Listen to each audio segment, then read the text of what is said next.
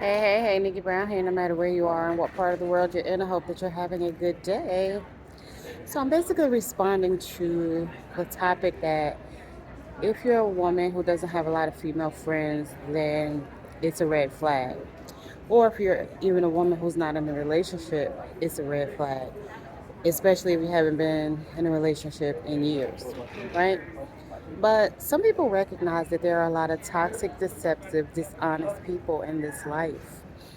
And some people choose to accept that. And what they'll do usually is just gossip behind the person's back with other family members or friends, as opposed to even addressing it. Or they're constantly arguing and disagreeing, debating with this person, um, which again, all of that is toxic, right?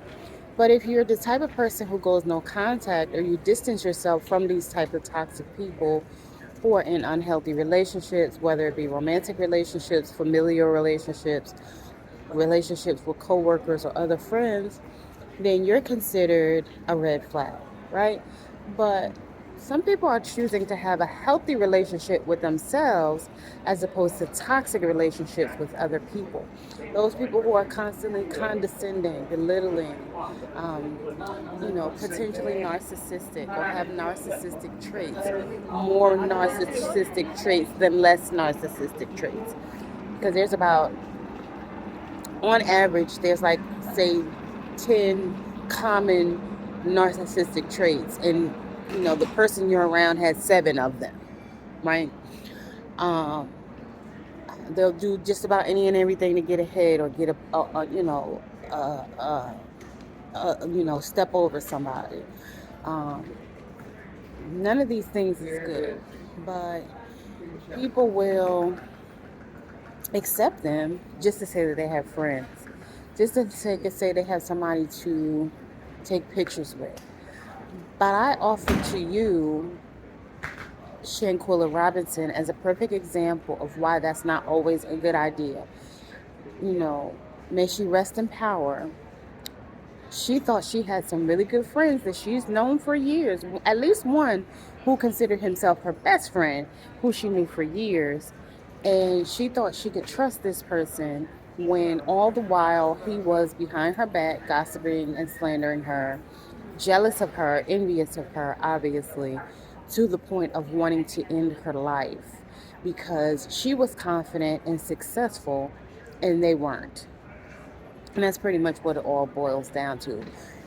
Whether she was bragging or not bragging, her personality was her personality. And you either liked her or you didn't like her. And if so, if you didn't like her, why be around her? Right? Why be fake? So that's another thing. People will be fake and pretend that they like you, knowing that they really don't, just because they want to, be nosy and find out what you have going on. So again, they could go and talk about you and gossip and, to other people. And again, that is toxic. That's not a real friend. Then you have people who want to use you um, for what you have for them, whether it be your personality, you're the kid who gets everybody in clubs, or you have money or access, whatever it is. Um, Sometimes people will manipulate and use you. Again, this is not a true friend. And some people know that these aren't good friends. Why? Because again, as soon as they get done with this person, they're gossiping to their spouse or another family member. But let me tell you about so and so and such and such. This is not your fucking friend. If as soon as you leave this person's eyesight or earshot, you are on the phone or talking to someone else about this person, that is not your friend. A friend would defend and protect and take care of their other friend. They would not gossip, use, and abuse this friend with verbal, mental, emotional abuse. Love y'all. Got a phone call later.